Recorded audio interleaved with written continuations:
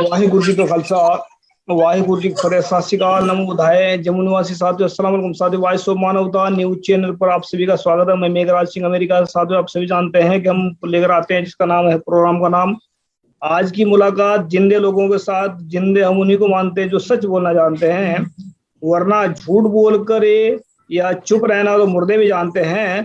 तो हमारा प्रोग्राम आज का खास जो हमारे मनोज सिंह दुहन के साथ मुलाकात है हमारी आज की, और काफी दिन के बाद तपस्या करने के बाद हमारी तपस्या सफल हुई है।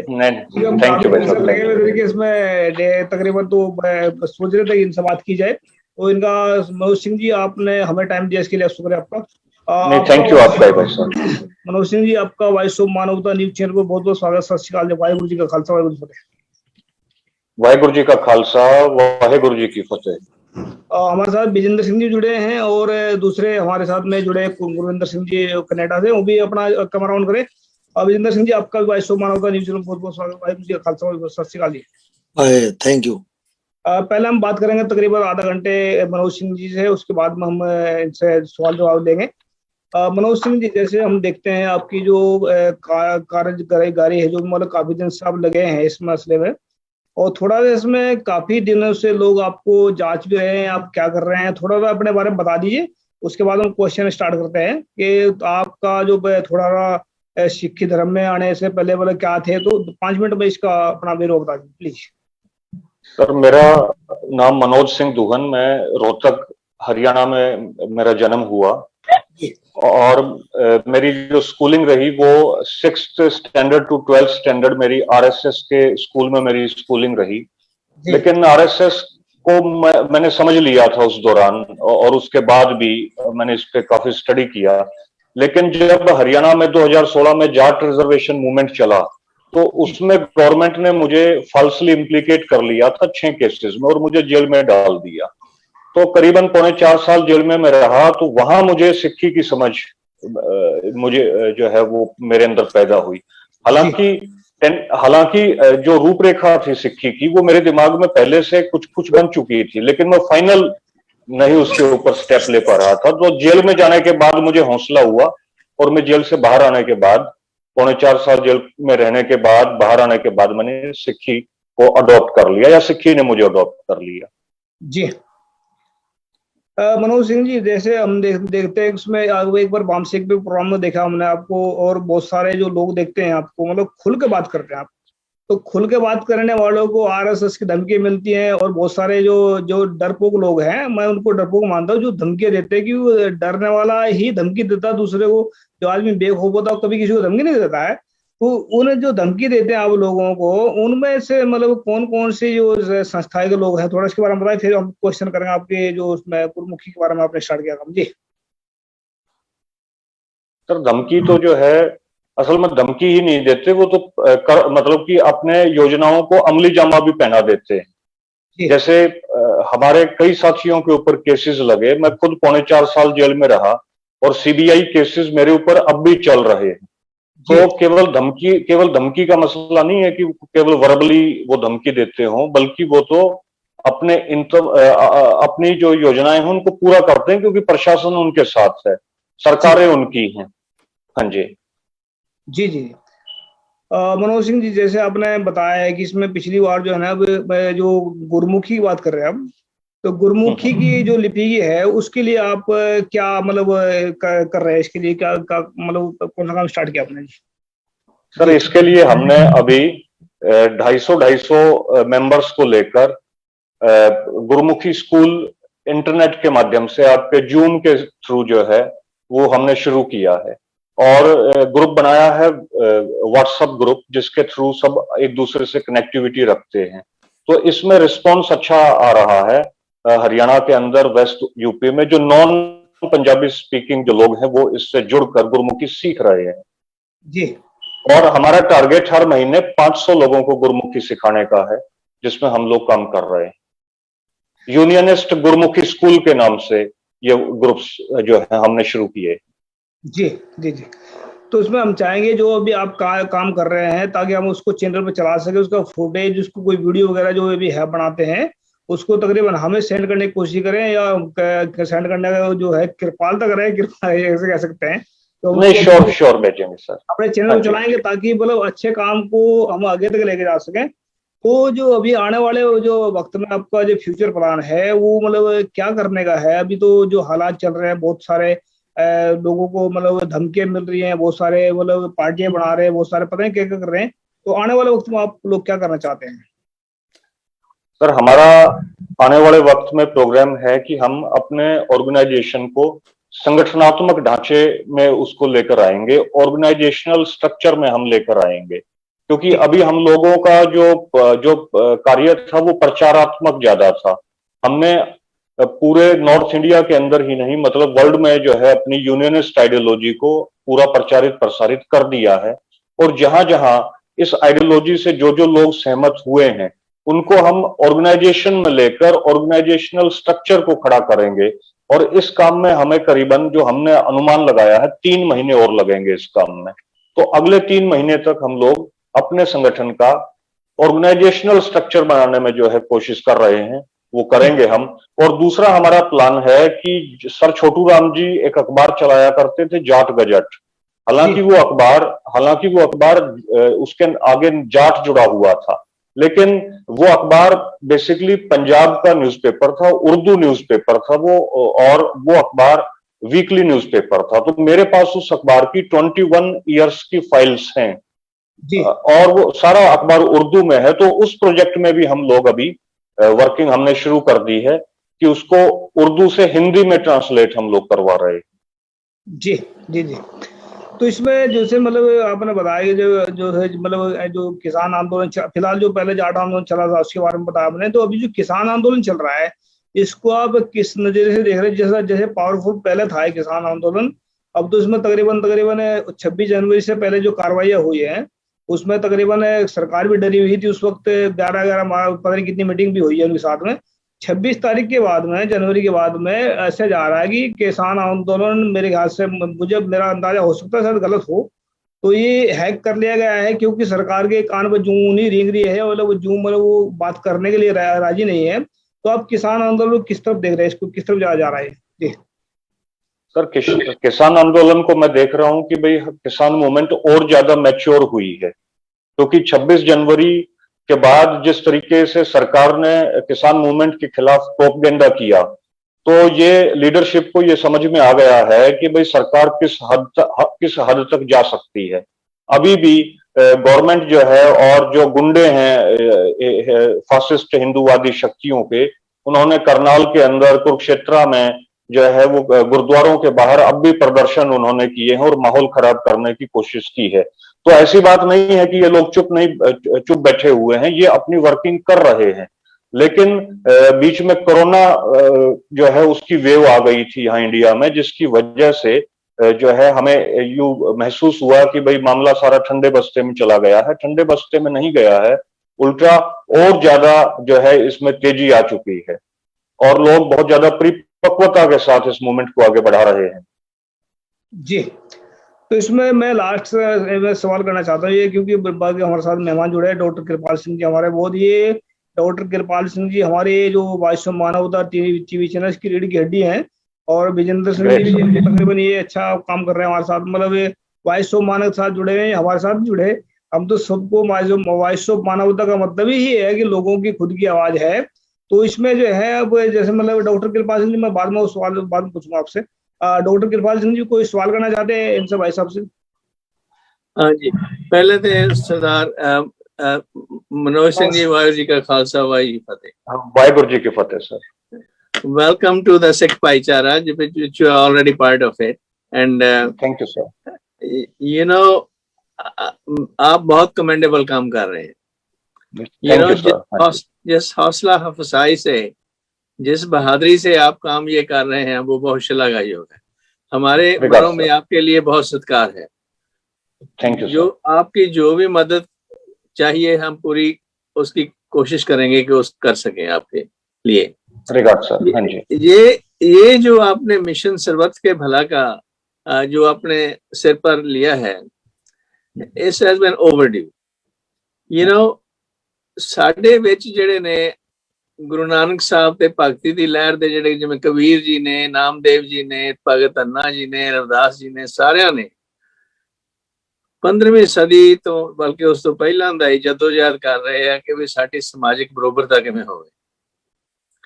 ਉਹ ਸਮਾਜਿਕ ਬਰੋਬਰਤਾ ਜਿਹੜੀ ਆ ਉਹ for one reason or another ਹੋ ਨਹੀਂ ਸਕੀ, ਤੇ ਉਹਦੇ ਲਈ ਸਾਨੂੰ ਜਿਹੜੀ ਤੁਸੀਂ ਜਦੋਜਹਿਦ ਦੀ ਮੋਢੀ ਕਰ ਰਹੇ ਆ ਨਾ, it is really remarkable and we commend it, we applaud it। ਜਿੰਨਾ ਚਿਰ ਇਹ ਸਰਬੱਤ ਦੇ ਭਲੇ ਦਾ, ਬਰੋਬਰਤਾ ਦਾ ਜਿਹੜਾ, ਬਰੋਬਰ ਦੀਆਂ ਅਪਰਚੁਨਿਟੀ ਦਾ ਜਿਹੜਾ ਦਰਵਾਜ਼ਾ ਨਹੀਂ ਖੁੱਲਦਾ ਹਰ ਬੰਦੇ ਦੇ ਲਈ, ਉਹ ਹੋ ਤਾਂ ਹੀ ਸਕਦਾ ਜੇ ਜਾਤ ਪਾਤ ਜਿਹੜੀ ਆ ਉਹਨੂੰ ਨਗਾਰਿਆ ਜਾ ਸਕੇ, ਉਹਨੂੰ ਨਕਾਰਾ ਕੀਤਾ ਜਾ ਸਕੇ। ਉਹਦੇ ਲਈ ਸਾਨੂੰ ਮੈਸ ਸਕੇਲ ਤੇ ਜਿਹੜਾ ਬ੍ਰਾਹਮਣਵਾਦ ਹੈ, ਬ੍ਰਾਹਮਣ ਨਹੀਂ ਬ੍ਰਾਹਮਣਵਾਦ ਹੈ ਜਿਹੜਾ, ਉਹਨੂੰ, ਕਿਉਂਕਿ ਹਿੰਦੂ ਸਾਰੇ ਮਾੜੇ ਨਹੀਂ ਹੈ, ਮੁਸਲਮਾਨ ਸਾਰੇ ਮਾੜੇ ਨਹੀਂ, ਕੋਈ ਵੀ ਮਾੜੇ, ਚੰਗੇ ਮਾੜੇ ਸਾਰੇ ਦੇ ਵਿੱਚ ਹੈ।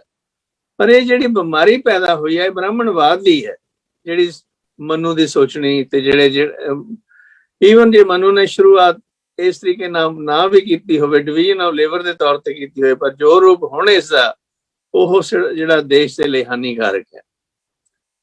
ਤੇ ਇਸ ਨੂੰ ਜੋ ਵੀ ਅੱਗੇ ਵਧਾਉਣ ਦੀ ਕੋਸ਼ਿਸ਼ ਕਰ ਰਿਹਾ ਉਹ ਸਾਡਾ, ਸਮਝੋ ਉਹ ਸਾਡੇ ਦੇਸ਼ ਧਰੋਹੀ ਹੈ। Right sir.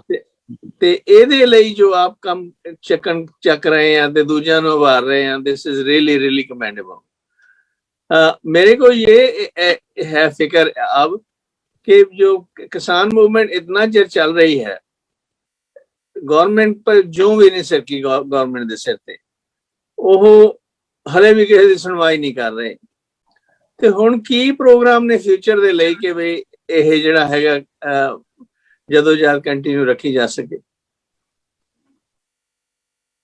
सर, एक तो जितने लोग किसान मूवमेंट में वहां पार्टिसिपेट कर रहे हैं दिल्ली मोर्चों के ऊपर, वो एक तरीके से कैडर कैंप वहां लगे हुए हैं और गुरु नानक देव जी का वो कैडर कैंप लगा हुआ है।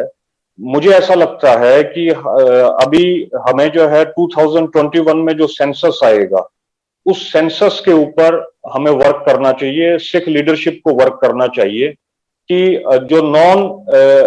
जो सिख कम्युनिटीज हैं वो भी अपने आप को सिख लिखवाएं 2021 के सेंसस में, क्योंकि अब लड़ाई जो है ये कल्चरल फ्रंट के ऊपर भी हमें लड़नी पड़ेगी। अब तक तो हम लोग ये लड़ाई इकोनॉमिक फ्रंट के ऊपर, सोशल फ्रंट के ऊपर लड़ रहे हैं, लेकिन रिलीजियस फ्रंट के ऊपर भी हमें इस लड़ाई का मोर्चा खोलना होगा, क्योंकि रिलीजियस सेंटिमेंट्स को ही एक्सप्लॉइट करके ये ब्राह्मणिज्म अपनी सत्ता को बरकरार रखता है और रिलीजियस सेंटिमेंट्स को ही एक्सप्लॉइट करके ये हुकूमत में है।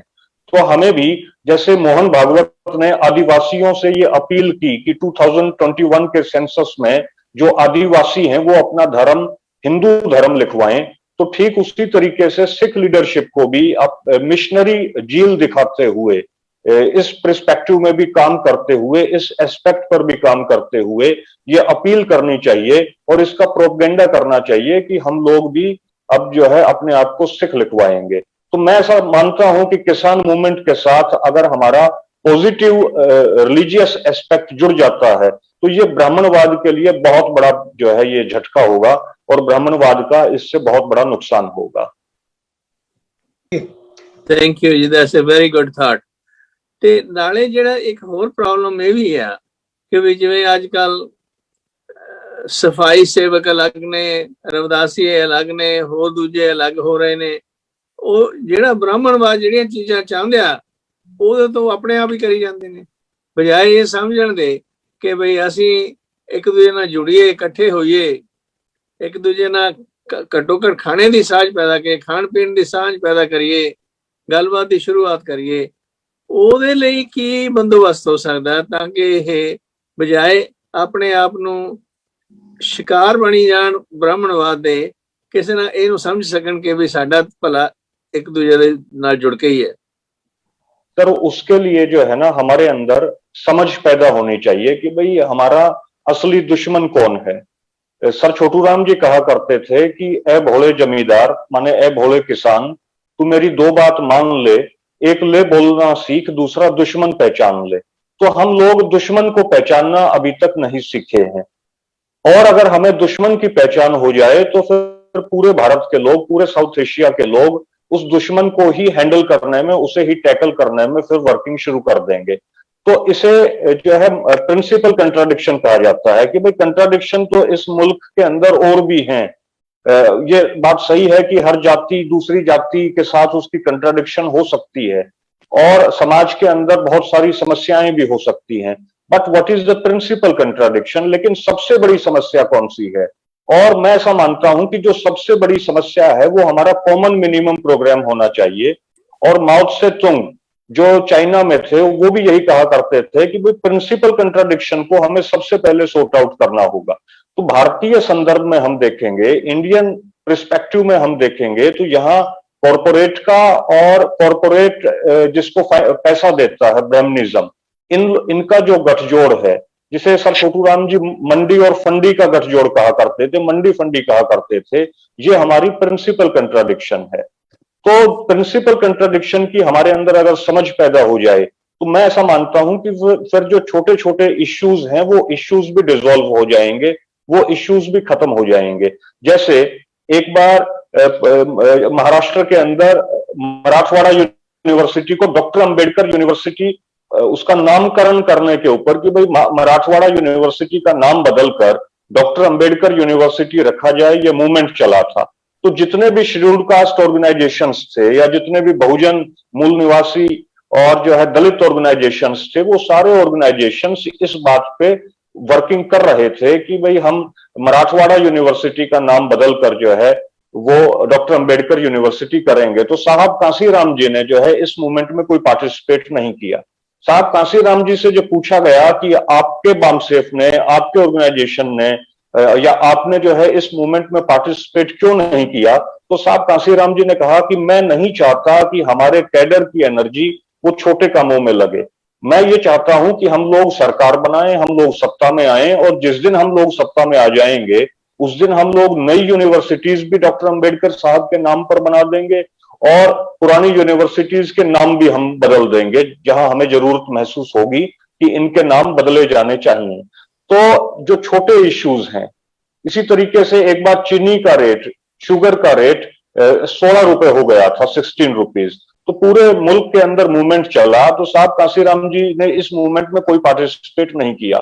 जब उनसे पूछा गया कि आपने पार्टिसिपेशन क्यों नहीं लिया इस मूवमेंट के अंदर, चीनी महंगी हो गई है, तो उन्होंने कहा कि मैं ये चाहता हूं कि मेरे समाज के लोग, गरीब लोग जो हैं वो इस कुव्वत में आ जाएं, इस ताकत में आ जाएं कि जहां 100 रुपये किलो चीनी भी उनको सस्ती लगे और उनको हवाई जहाज का सफर और 5 स्टार होटल का रहना वो सबसे सस्ता लगे। तो मेरा कहने का मतलब यह है कि जब तक हम लोग बड़े फलक को लेकर, बड़े उद्देश्यों को लेकर नहीं चलेंगे और छोटे छोटे लड़ाइयों में हम लोग उलझे रहेंगे, छोटे छोटे नॉन इश्यूज में, छोटे इश्यूज में हम लोग अपनी एनर्जी को वेस्ट करते रहेंगे, तब तक हम लोग इस प्रिंसिपल कंट्राडिक्शन को डील नहीं कर सकते हैं।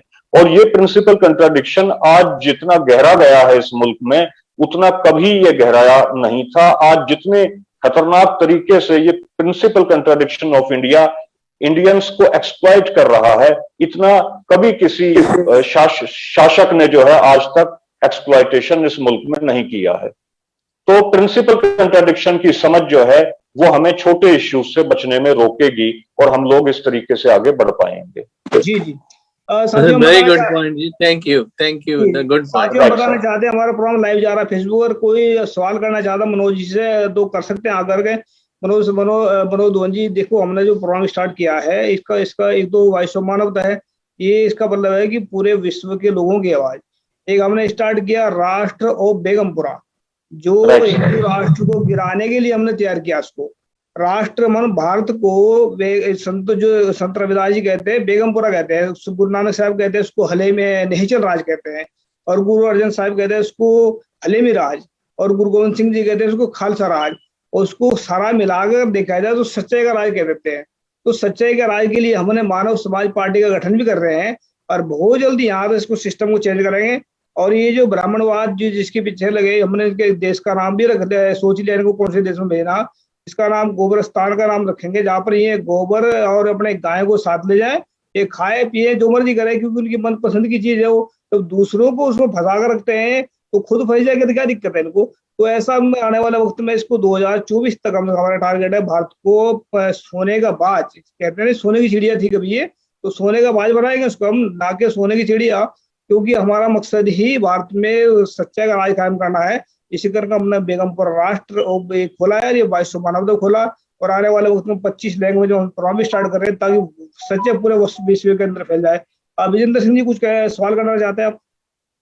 हाँ, मैं इस बात से बड़ा प्रभावित हूँ, जो बात उन्होंने कही कि जो चीफ कंट्रडिक्शन है, मुख्य विरोधाभास क्या है, कौन हमारा मित्र है और कौन हमारा विरोधी है। ये बात जब तक साफ नहीं है तो कोई आदमी अपनी लड़ाई को ठीक से नहीं लड़ सकता।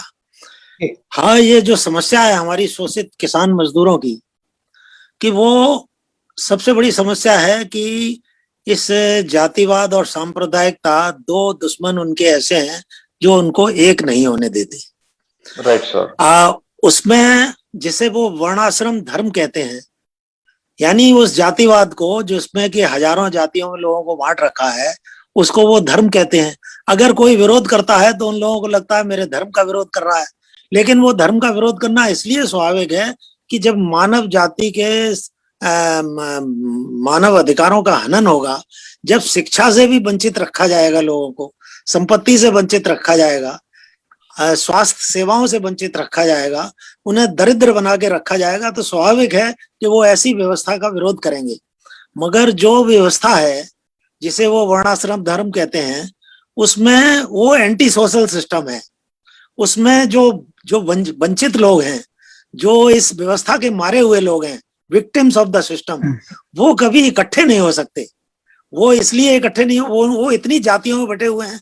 कोई रोटी बेटी के संबंध रखने के लिए उनका धर्म मना करता है, तो नतीजा ये है कोई किसी से ऊंचा है या कोई किसी से नीचा है, बराबरी उसमें नहीं है। तो सबसे बड़ी समस्या यह है कि जो को सफरर हैं उनको यूनाइट कैसे किया जाए। यूनिटी ऑफ को सफरर हमारा सबसे बड़ा चुनौती है, और उस चुनौती में सबसे बड़ी बाधा नंबर 1 तो हमारा जो जातिवादी व्यवस्था है, जिसे वर्णाश्रम धर्म कहते हैं, जिसे वो आज हिंदुत्व कहते हैं, एक तो सबसे बड़ी ये है। दूसरा ये है कि आपने देखा होगा, जब लोग सामाजिक न्याय की बात करते हैं, भागीदारी की बात करते हैं, तो वो हिंदू मुसलमान की बात करने लगते हैं। सत्ता में आने के लिए वो लोगों को शिक्षा देना या स्वास्थ्य सेवाएं देना या ऐसी बुनियादी जरूरतें जिनसे कि उनके व्यक्तित्व का, आम आदमी का विकास हो, उसकी उन्हें कोई चिंता नहीं है। उन्हें चिंता ये रहती है कि ये लोग यूनाइट न हो जाएं, इकट्ठे ना हो जाएं। तो मैं ये समझता हूँ कि एक बहुत बड़ी चुनौती है, और इसको मनोज जी बहुत अच्छी तरह से समझ भी रहे हैं। मेरी ख्याल से उनको ऐसी टीम बनानी चाहिए, ऐसे लोग जो कमिटेड हों, जो मुद्दों को ठीक से समझते हों, और उसमें जो स्टीयरिंग कमेटी जो उनकी हो, वो उसमें 24 गोल्ड कैरेट हो। उसमें ऐसे लोग जो एम्बिशियस लोग होते हैं, ऐसे लोग ना आ जाएं, क्योंकि सभा में आपके कैसा भी आदमी आ जाता है कोई फर्क नहीं पड़ता, लेकिन संगठन में हायर लेवल पर गड़बड़ सड़बड़ आदमी आ जाएगा तो जो आपका लक्ष्य है, मंजिल से आप दूर हो सकते हैं, मंजिल के नजदीक नहीं होंगे। तो हमारी जो मुख्य समस्या है मेरे ख्याल से इस जातिवाद से लड़ने की इसलिए है क्योंकि ये हमारे गरीब वर्ग को, शोषित वंचित लोगों को इकट्ठा नहीं हो, को सफरर को इकट्ठा नहीं होने देता। दूसरी हमारी सांप्रदायिक समस्या है, जो ये पोलराइजेशन करते हैं हिंदू मुस्लिम का, बिना इसके ये सत्ता में नहीं आ सकते। तो इसके लिए दंगे भी कराते हैं, जातिवाद का नफरत फैलाते हैं, कभी तरह तरह के हथकंडे अपनाते हैं। तो ये बहुत बड़ी समस्या है। मनोज जी, आपने बिल्कुल जो बात कही है सही कही है कि जो मुख्य चीफ कंट्रडिक्शन है, मुख्य विरोधाभास है, हमारा मित्र कौन है, हमारा शत्रु कौन है, हम व्यवस्था के मारे हुए लोग कौन हैं, और उनको कैसे यूनाइट किया जाए।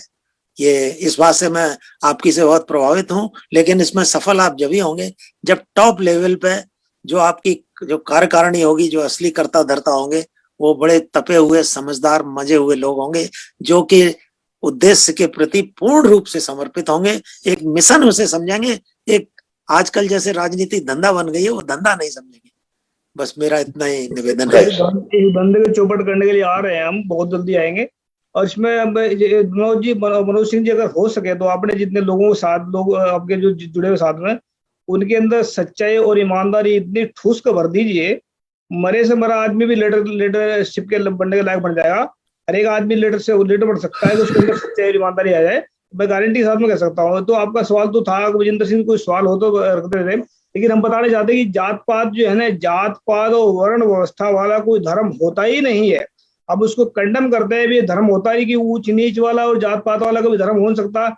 अगर किसी को ऐसा लगता है कि हम झूठ बोल रहे हैं, अगर किसी को ऐसा लग रहा है कि धर्म होता है, तो हम खुले आम चैलेंज करते हैं उनको, धर्म के मसले पर उनसे विचार चर्चा करना चाहते हैं।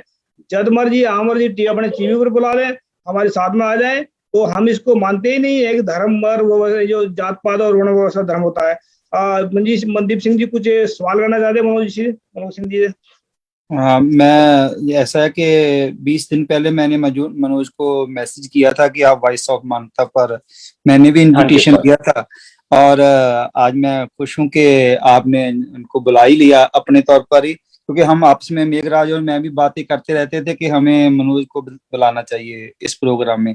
और मैं जो इनका जो इन्होंने एक मिशन बनाया हुआ है, मैं उसके जो टारगेट है उस पर और उसकी जो स्थापना और उसका जो सिस्टम काम करने का, मैं उस पर जो है बात करना चाहता हूं कि उसको आगे आप कैसे बढ़ा रहे हैं, वो कब शुरू किया है आपने, और उसके आगे का जो प्रोग्राम जो है वो विस्तार में जो है आप बताने की चेष्टा करें हमें। Manoj ji. Sir unionist party 1923 में मियां सर फजले हुसैन और सर छोटू राम जी ने लाहौर में बनाई थी। ठीक है। इस पॉलिटिकल पार्टी ने 1923 से लेकर 1947 तक पंजाब पर हुकूमत की। यूनाइटेड पंजाब में इसी पॉलिटिकल पार्टी की हुकूमत हुआ करती थी, और सर सिकंदर हयात खान पंजाब के प्रीमियर, उस टाइम प्राइम मिनिस्टर भी कहा करते थे, तो प्राइम मिनिस्टर पंजाब के बने थे 37 में, 36 में इलेक्शन हुआ था 1935 एक्ट के तहत, और उनकी डेथ हो गई थी 42 में। तो 42 के बाद lieutenant colonel sir Malik Khizar Hayat Khan Tiwana sahab Punjab के प्रीमियर बने थे। 47 में प्रीमियर साहब ने आरएसएस को बैन कर दिया था पंजाब में।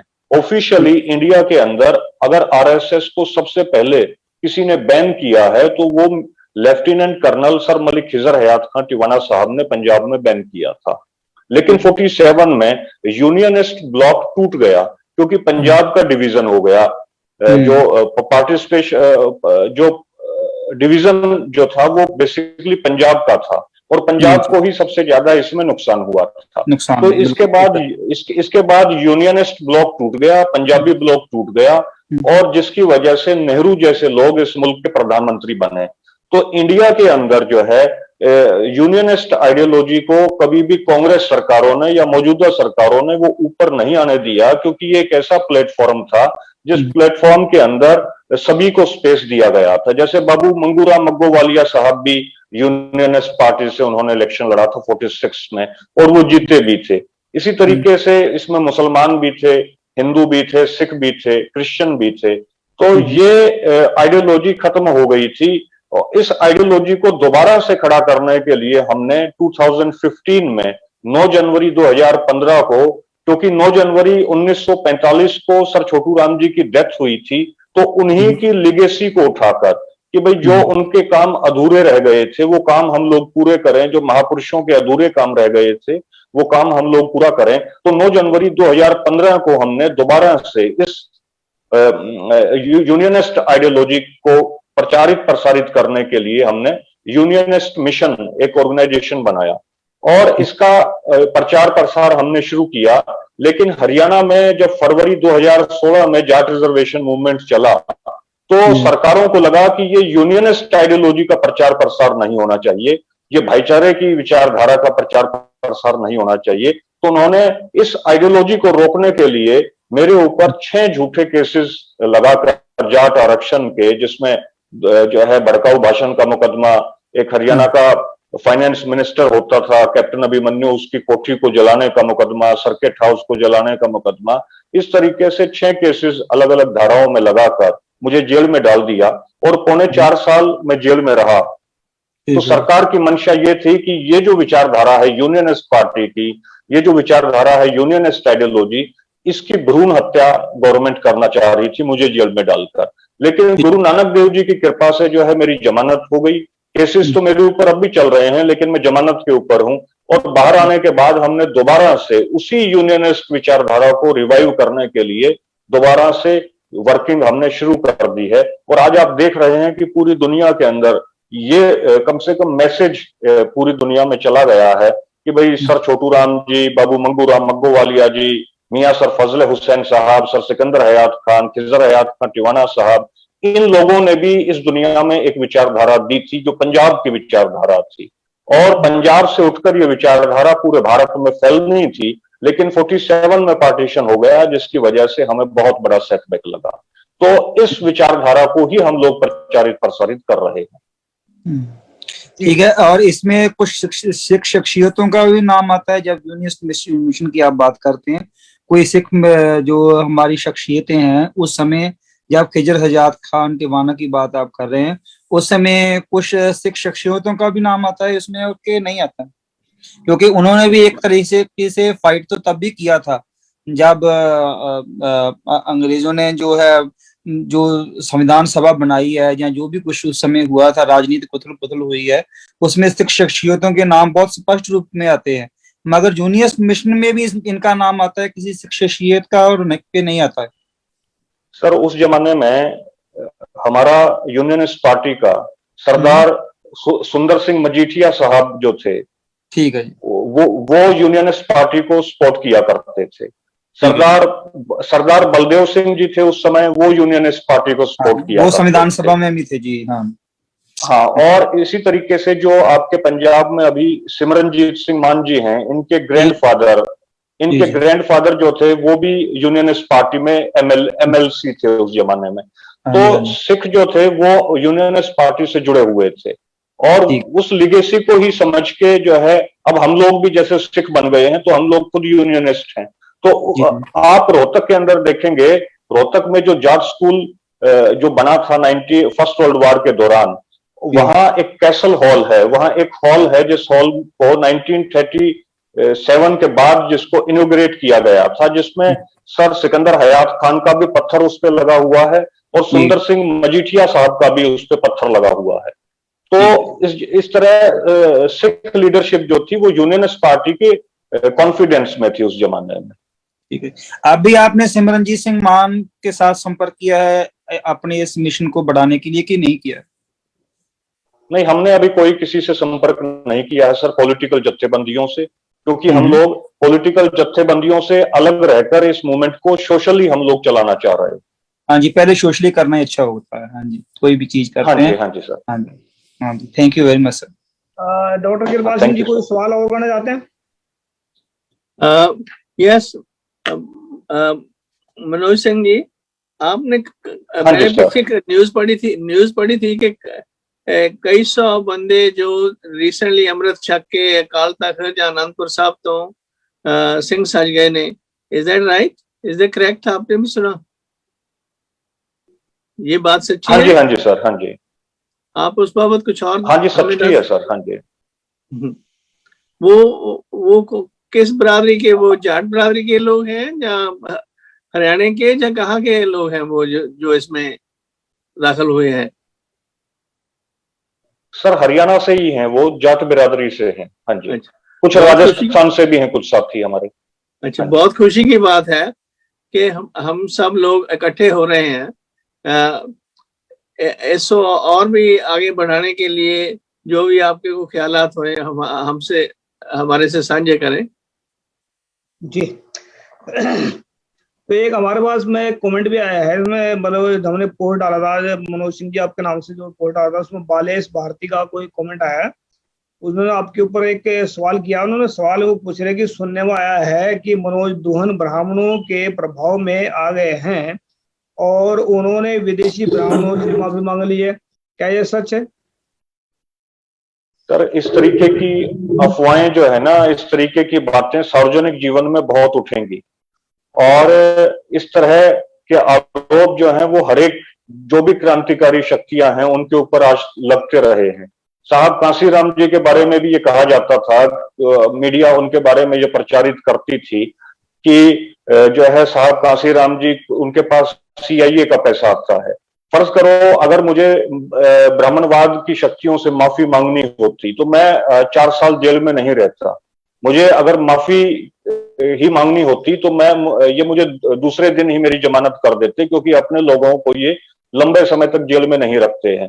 लेकिन आप देखेंगे कि भारत के अंदर जो सामाजिक मूवमेंट के अंदर जितने लोग जेलों में गए हैं, चाहे कन्हैया कुमार हो या जितने जेलों के अंदर आज भी हैं, तो मेरी या चंद्रशेखर रावण भाई हो, लेकिन मेरी जो जेल हुई वो सबसे ज्यादा हुई है। चाहे अभी दीप सिद्धू जी भी आ गए हैं, लेकिन मेरे को जो है सबसे ज्यादा 4.25 साल मुझे जेल में रखा गवर्नमेंट ने। और वो इसीलिए रखा क्योंकि ये मानते हैं कि इनकी विचारधारा जो है वो विचारधारा अगर फैल गई समाज में तो ये विचारधारा क्रांति करने में सक्षम है। तो इसलिए ये इल्जामात जो हैं, इल्जामात तो लगेंगे, क्योंकि हमारी विचारधारा की वजह से बहुत से मठ जो हैं वो टूट रहे हैं। बहुत से संगठन जो केवल नाम मात्र के संगठन थे, जो वर्क नहीं कर रहे थे, जो काम नहीं कर रहे थे, हमारी वर्किंग ने, हमारी कार्यशैली ने उनको आईना दिखाने का काम किया है। तो इस वजह से जो इल्जाम लग रहे हैं, उन इल्जामों पर हम लोग ध्यान न देकर केवल अपना क्रिएटिविटी के साथ अपना पॉजिटिवली हम अपना वर्क कर रहे। और सर छोटू राम जी ने ये कहा था कि जिस दिन अखबार मेरे हक में बोलना शुरू कर देंगे, उस दिन ये समझ लेना कि सर छोटू राम ने किसानों के लिए, जमींदारों के लिए, पंजाब के लिए काम करना छोड़ दिया है। तो ये इल्जाम तो लगेंगे। हाँ जी, मेरा मतलब इसका जब हम अपना, हमें तो डबल लड़ाई लड़नी पड़ती है ना। एक तो अपनों से लड़ाई लड़नी है, दूसरी दुश्मन से लड़ाई लड़नी है। तो अपनों को भी साथ में लेना जरूरी है। अगर हम इनको समझाकर साथ में लेते तो ये हमारी डबल ताकत बढ़ सकती है। तो हमें क्लियर करना बहुत जरूरी होता है चीजें। तो क्योंकि हमारे पर भी बहुत सारे कहते हैं कि आपके मतलब आपके जो अपने घर वालों को समझाओ, पहले तुम बाहर कहाँ का प्रचार करते फिरते हो, तुम्हारे घर वाले तो मानते नहीं है। ऐसे बहुत सारे मिलते हैं, हमें मिलते हैं, लेकिन बहुत सारे मिलते हैं, आपको मिलते होंगे शायद। तो ऐसा होता है कि वहां तो इल्जाम जो लगते हैं उनको क्लियर करते हैं 2-4 मिनट में, कोई दिक्कत नहीं है। कि उनकी अगर साथ मिल जाता है वो हमारे साथ में डबल तगड़े हो लग सकते हैं और वो आने वाले वक्त में बहुत अच्छा काम कर सकते हैं। जी बजिंदर सिंह जी, कोई लास्ट सवाल करना चाहते हैं? नहीं, मैं इतना जरा कहना चाहूंगा कि जो सबसे बड़ी समस्या है देश की, वो सामाजिक व्यवस्था से जुड़ी हुई है, जिसे कि जातिवादी व्यवस्था कहते हैं, जो सामाजिक न्याय का भागीदारी से वंचित करती है देश की 90% जनता को। और ये समस्या अकेले पंजाब की नहीं है, ये पंजाब से लेकर कश्मीर से लेकर के कन्याकुमारी तक की ये समस्या है। चाहे इसमें पेरियार हुए हों, बाबा साहब अम्बेडकर हुए हों, महात्मा फूले हुए हों, और पूरा सिख विचारधारा भी एंटी कास्ट कल्चर है। तो ये सामाजिक न्याय के पक्षधर हैं। मेरा ये कहना है कि जो लक्ष्य मनोज जी ने रखा है कि जो विक्टिम्स ऑफ द सिस्टम है उनको, को सफरर को में कोऑर्डिनेशन किया जाए, उन्हें यूनाइट किया जाए, उन्हें जगाया जाए और राजनीति की चिंता कम की जाए, जागृति की चिंता ज्यादा की जाए। तो मुझे विश्वास है कि लक्ष्य तक हम लोग पहुंच पाएंगे। जो काशीराम ने, जैसा आपने बताया, उन्होंने कहा था कि जिसकी जितनी संख्या होगी भारी, उसकी उतनी भागीदारी। ये सामाजिक न्याय की बात कही थी। दूसरा उन्होंने कहा था कि धन, धरती, शिक्षा, सम्मान लेके रहेगा हर इंसान। तो शिक्षा से, सत्ता से, संपत्ति से वंचित करने का ये षड्यंत्र है। कहते तो ये लोग इसे धर्म है, सनातन धर्म है, वो धर्म भरम नहीं है। खास बात यह है कि आप गरीबों को, वंचितों को, इस व्यवस्था के मारे हुए लोगों को कोऑर्डिनेट कैसे करेंगे, यूनाइट कैसे करेंगे, उसकी एक ठोस योजना बनानी पड़ेगी। तभी हम सफल हो पाएंगे अपने लक्ष्य में। हमारे पास 15 मिनट रह रही है सिर्फ। अभी 1 मिनट का समय ले लेता हूँ, क्योंकि अगर कुछ कहना चाहते हैं, मैं मनोज सिंह जी कुछ इनकी बात पर कुछ कहना चाहते हैं? सर मैं एक चीज के ऊपर ध्यान जो है देना चाहता हूं कि साहब कांसीराम जी ने कुआलालंपुर में एक स्पीच दी थी। साहब कांसीराम जी ने ये स्पीच दी थी कि भाई इस मुल्क के अंदर बुद्ध भी हो गए, और भी महापुरुष हो गए, महात्मा गांधी भी हो गए, दयानंद सरस्वती भी हो गए, लेकिन जो जाति जो सिस्टम है, जो कास्ट का सिस्टम है, उसको आज तक कोई भी मुकम्मल तौर पर नुकसान नहीं पहुंचा पाया। कास्ट आज भी जिंदा रही। तो उन्होंने जाति को खत्म करने का जो सूत्र दिया था साहब कांसीराम जी ने, वो ये दिया था कि कास्ट एक दुधारी तलवार है। कास्ट को अभी 100 सालों तक तो हमें दिख नहीं रहा कि कास्ट इस मुल्क से खत्म हो जाएगी। तो जो 100 सालों तक हमें नजर नहीं आ रहा कि कास्ट खत्म हो जाएगी, तो साहब कांसीराम जी ने फॉर्मूला ये दिया था कि कास्ट को खत्म करने की बात ना करके फिलहाल आप कास्ट को समस्या बनाइए और इस कास्ट को समस्या बनाकर ब्राह्मण के पाड़े में फेंक दीजिए। जब ब्राह्मण के पाड़े में कास्ट जाएगी तो ब्राह्मण कहेगा कि भाई हम तो जाति को खत्म करना चाहते हैं। तो साहब कांसीराम जी ने कहा भाई जाति तो आपके किताबों में है, आपके शास्त्रों में है। तो जो साहब का जो फॉर्मूला था कास्ट को खत्म करने का वो ये था कि कास्ट की कॉन्शियसनेस पैदा हो, और जहां जहां कास्ट की कॉन्शियसनेस पैदा हुई, जैसे उत्तर प्रदेश के अंदर साहब कांसीराम जी ने जाटवों के अंदर कास्ट कॉन्शियसनेस पैदा की, तो जिसकी वजह से वो सत्ता में आए। उत्तर प्रदेश में मुलायम सिंह यादव ने यादवों के अंदर जो है वो कास्ट कॉन्शियसनेस पैदा की, वो उत्तर प्रदेश में सत्ता में आए।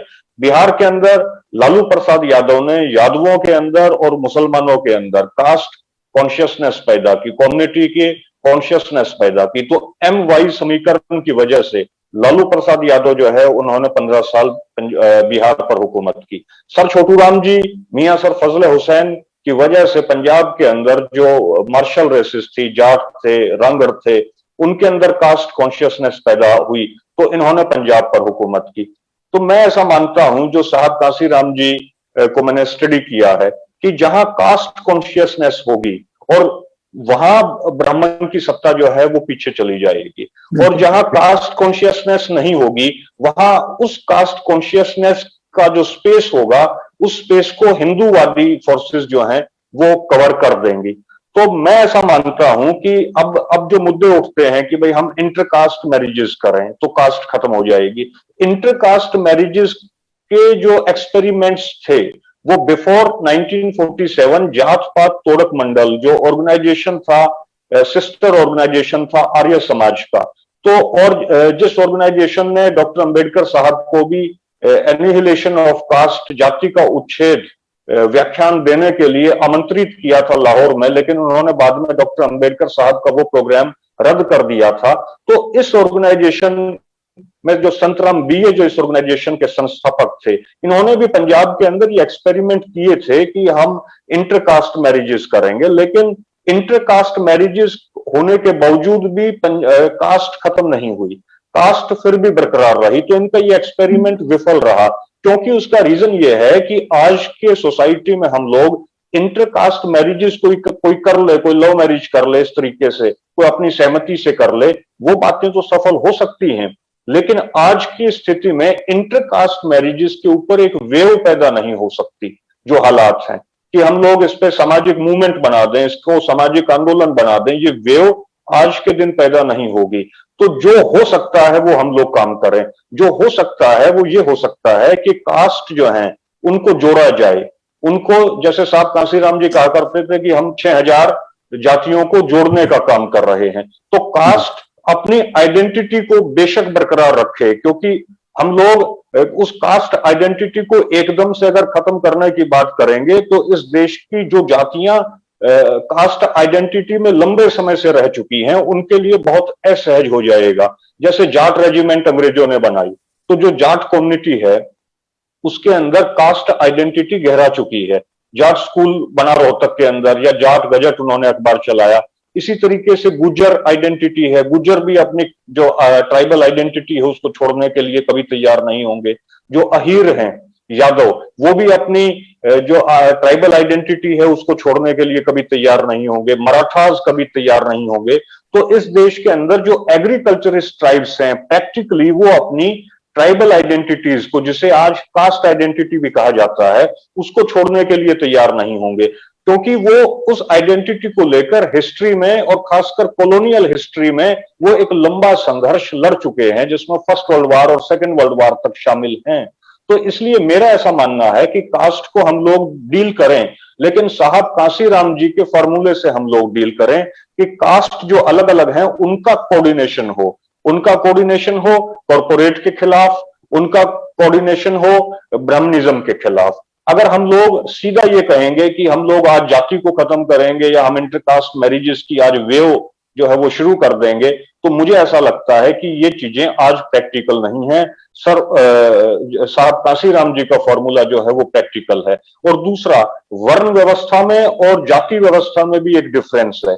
हम लोग गांव में जाएं, किसी भी गांव में जाएं, हरियाणा, पंजाब, वेस्ट यूपी, राजस्थान, दिल्ली देहात, हम लोग गांव में पूछें कि इस गांव में क्षत्रियों के घर कितने हैं, तो मैं समझता हूं कि उस गांव में कोई भी आदमी ये नहीं बता पाएगा कि इस गांव में क्षत्रियों के घर कितने हैं।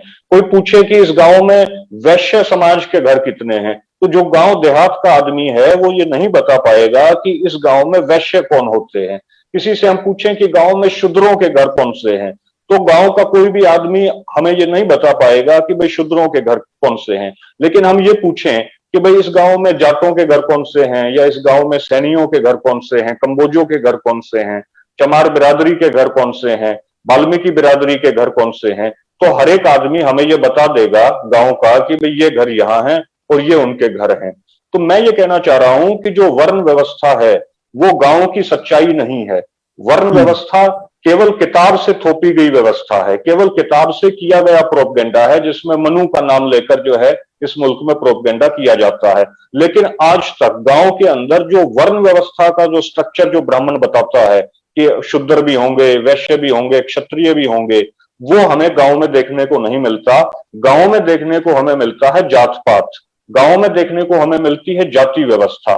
तो मैं ऐसा मानता हूं कि जो आज जाति व्यवस्था है ये बेसिकली प्रछन्न तौर पर इनडायरेक्टली ये ट्राइबल व्यवस्था है। आज जिसे हम लोग जातियां कह रहे हैं, ये 47 से पहले ये जातियां ट्राइब्स कहलाती थी।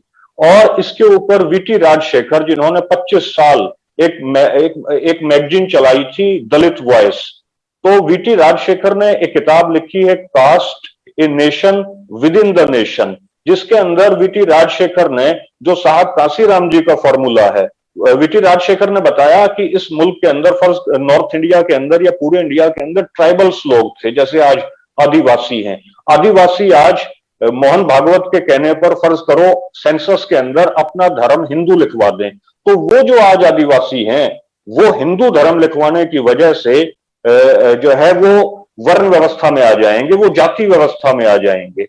और ब्राह्मणवादी शक्तियां उन्हें शूद्र नहीं, उनको अपने फोल्ड में लेने के लिए, उनको लालच देने के लिए उनको क्षत्रिय घोषित करेंगी।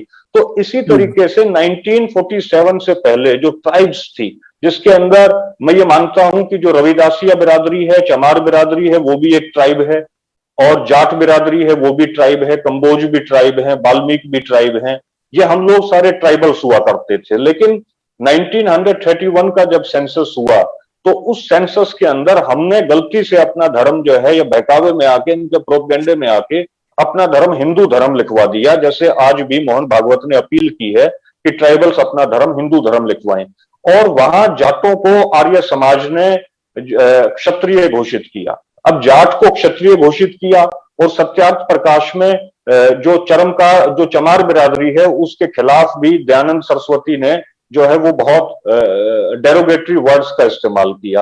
तो इस तरीके से पंजाब के अंदर, नॉर्थ इंडिया के अंदर आर्य समाज के प्रचार की वजह से या हिंदू फंडामेंटलिस्ट फोर्सेस की प्रचार की वजह से हमारे जो हम लोग इकट्ठे रहते थे, जो सब ट्राइब्स इकट्ठी रहती थी, ये सही है कि जो ट्राइबल कल्चर के अंदर एक दूसरे के साथ कोई भी ट्राइब शादी नहीं करती। ये केवल इंडिया का फिनोमिना नहीं है, ये थ्रू आउट वर्ल्ड फिनोमिना है।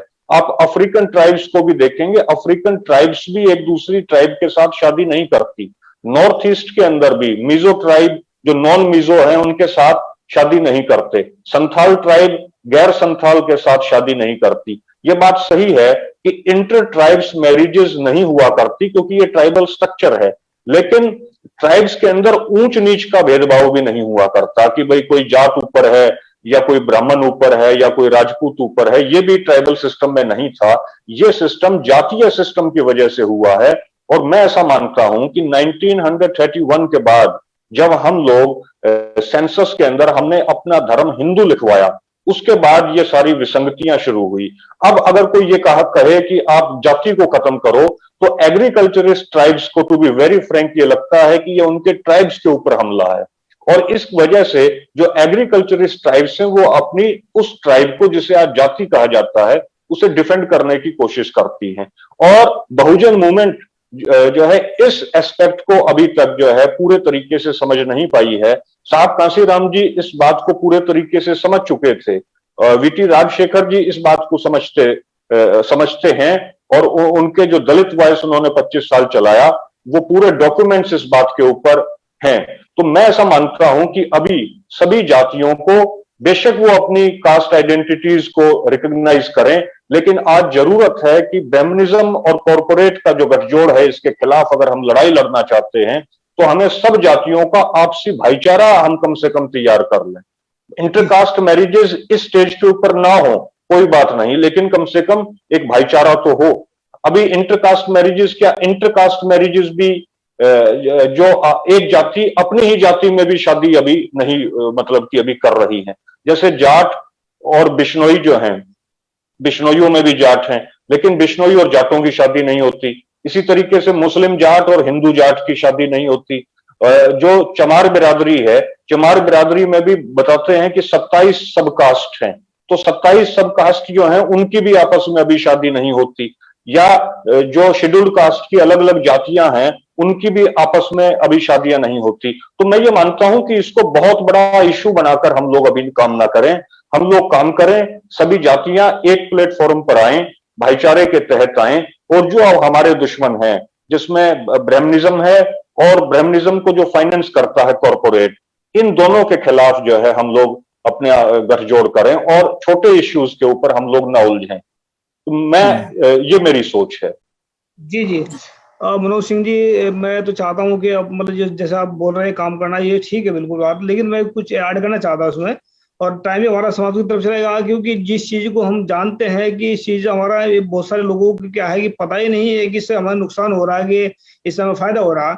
जात पात एक एटम बम से भी ज्यादा खतरनाक है, क्योंकि इंसान को ये जात पात ने बार बार मारती है। जैसे कि जो अपना आपको ऊंची जाति का समझते हैं उनको घमंड पैदा हो जाता है उनके अंदर, तो घमंड जो सारी अच्छाइयां इंसान के अंदर वो खा लेता है और उसके अंदर नफरत ही नफरत भर देता है। जिसके अंदर जो छोटी जाति के मानते हैं जिसको, उनके अंदर हीन भावना पैदा होती है। उनको अंदर कभी कोई उनको चमार कहता है, कोई बलार कहता है, कोई कुछ कहता है, उनको उनकी हीन भावना उनको मार लेती है अंदर से। तो जात पात ने इंसान को इंसानियत से तोड़ दिया है, जात पात ने एक जहर का काम किया है। तो जात पात को हम इसको ऐसे नहीं खत्म करवाएंगे, इसका हम नुकसान बताएंगे लोगों को। अगर जहर खाने से इंसान की मौत होती है तो कभी जहर के पास नहीं जाएगा इंसान, और मीठा खाने से बताता है जिससे इसे शुगर हो जाती है तो उसके पास भी नहीं जाएगा। तो जात पात एक ऐसी बहुत तगड़ी बीमारी है, इसको तो हम बता, जब हमारे साथ हमारे पास में राज सत्ता होगी सबसे पहले हम जात पात पे ही अटैक करेंगे, और इसको जो सरकारी जो जितने भी कागज में वहां से सफाई करेंगे। तो मनोज सिंह जी अगर लास्ट में कुछ संदेश देना चाहते हैं सभी को दे सकते हैं आप। देखिए, मैं ये आपके चैनल के थ्रू ये संदेश देना चाह रहा हूं कि जो साहब कांसीराम जी कहा करते थे, कास्ट जो है ये दुधारी तलवार है। अगर इस तलवार का हम लोग इस्तेमाल नहीं कर पाए तो ये तलवार हमें खुद खत्म कर देगी। जैसे आपने बताया, हीन भावना आ जाएगी या हम लोग सेग्रीगेशन समाज से महसूस करेंगे। लेकिन अगर इसी कास्ट का इस्तेमाल हम लोग सामाजिक परिवर्तन में करना चाहें तो सामाजिक परिवर्तन में भी इस कास्ट का इस्तेमाल संभव है। जैसे रोहतक के अंदर जाट स्कूल बनाया गया, उस जाट स्कूल की वजह से गांव देहात के अंदर जो है किसान कमेरों के बच्चों के अंदर शिक्षा की अलख जगी, और यहाँ वैश्य स्कूल बना, यहाँ विश्वकर्मा स्कूल बना, यहाँ गुरु रविदास हॉस्टल बने। तो मैं ऐसा मानता हूं कि चूंकि आज आदमी कास्ट से ज्यादा एफिलेटेड है भारतीय समाज में, तो इस कास्ट का इस्तेमाल भी हम लोग कर सकते हैं। और इसी कास्ट का इस्तेमाल करके ही साहब कांसीराम जी ने, सर छोटू राम जी ने, लालू प्रसाद यादव ने, मुलायम सिंह यादव ने जो है इस मुल्क की हिंदूवादी शक्तियों को खुडे लाइन लगाकर अपनी सत्ता कायम की थी। तो मेरा ऐसा मानना है कि जो साहब कांसीराम जी का फॉर्मूला है उसके ऊपर बहुजन थिंकर जो है वो पुनर्विचार करें और उसकी उपादेयता को और उसकी प्रासंगिकता को वर्तमान में भी तलाशें। मुझे ऐसा लगता है कि उसकी उपादेयता, उसकी प्रासंगिकता वो आज भी उतनी ही जो है लागू है जितनी साहब कांसीराम जी के समय में हुआ करती थी। जी, तो हम चाहते हैं इसमें आने वाले वक्त में, देखिए गुरु गोविंद सिंह जी कहते हैं, लास्ट में मैं कहना चाहता हूँ कि गुरु गोविंद सिंह बिना राज के हमारा सिस्टम चलने वाला नहीं है, ना ही यहाँ पर न्याय मिलने वाला। हम गरीब आदमी को, जो सिख हैं, मुसलमान हैं, चाहे जो भी जितने भी मतलब गरीब जिनको शूद्र कहते हैं, गुरु गोविंद सिंह जी कहते हैं कि कोई किसी को राज न दे है, जो भी ले है निज बल से ले है। फिर कहते हैं कि राज बिना न धर्म चले है, धर्म बिना सब दल मले है। तो धर्म का मतलब होता है इंसानियत, और सच का मतलब, धर्म का मतलब होता है सच और ईमानदारी। तो सच और ईमानदारी तभी होगी जब हमारा हाथ में राज होगा, और हम अपने राज की तरफ बढ़ रहे हैं। बेगमपुरा कहते हैं इसको, खालसा राज कहते हैं या सच्चे का राज कहते हैं। तो हम सब मिलकर के उसको पूरा करेंगे और जिसमें सभी के सभी आराम से जी सकेंगे, जो बिना जात पात के, बिना नफरत के, और सभी मुस्लिम क्या सिख का सभी एक साथ में ये रह सकेंगे, बड़े प्यार से रह सकेंगे। और डॉक्टर कृपाल सिंह लास्ट में कुछ कहना चाहते हैं आप? हाँ जी, मैं रियली बहुत बहुत धन्यवाद अपने मनोज ਸਿੰਘ ਉਹਨਾਂ ਦਾ ਕਿ ਉਹਨਾਂ ਨੇ ਆਪਣੇ ਟਾਈਮ ਕੱਢ ਕੇ ਸਾਡੇ ਨਾਲ ਗੱਲਬਾਤ ਕੀਤੀ ਹੈ। ਇੱਕ ਨਵਾਂ ਪਰਸਪੈਕਟਿਵ ਪੇਸ਼ ਕੀਤਾ ਉਹਨਾਂ ਨੇ ਕਾਂਸ਼ੀ ਰਾਮ ਹੋਣਾ ਤੋਂ, ਵੀ ਜਾਤ ਪਾਤ ਨੂੰ ਬਜਾਏ ਖਤਮ ਕਰਨ ਦੇ ਉਸ ਨੂੰ ਕਿਵੇਂ ਦੁਤਾਰਾ ਖੰਡਾ ਜਿਹੜਾ ਹੁੰਦਾ ਉਹਦੇ ਵਾਂਗੂ ਵਰਤਿਆ ਜਾ ਸਕੇ, ਤਾਂ ਕਿ ਲੋਕਾਂ ਦੇ ਵਿੱਚ ਜਿਹੜਾ ਆਪਣੇ ਟਰਾਈਬਲ ਸ਼ਕਤੀ ਹੈ ਉਸ ਨੂੰ ਖਤਮ ਕਰਨ ਦੇ, ਉਹਨੂੰ ਕਿਵੇਂ ਇੱਕ ਦੂਜੇ ਨਾਲ ਭਾਈਚਾਰਾ ਪੈਦਾ ਕੀਤਾ ਜਾਵੇ ਤੇ ਰਲ ਮਿਲ ਕੇ ਅਸੀਂ अपनी Satya बधाइए। This is a new idea and I commend that. We will think more about it, how to go about it. जी बहुत मेहरबानी। जी जी डॉक्टर कृपाल सिंह जी आपका भी, और विजेंद्र सिंह जी और मनदीप सिंह जी, और स्पेशल धन्यवाद मनोज सिंह दोहन जी का।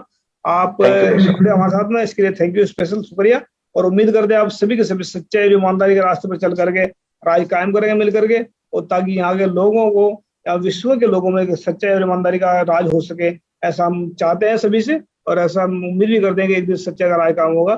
सबका धन्यवाद, बहुत बहुत। वाहेगुरु जी का खालसा, वाहेगुरु जी की फतेह। वाहेगुरु जी की फतेह।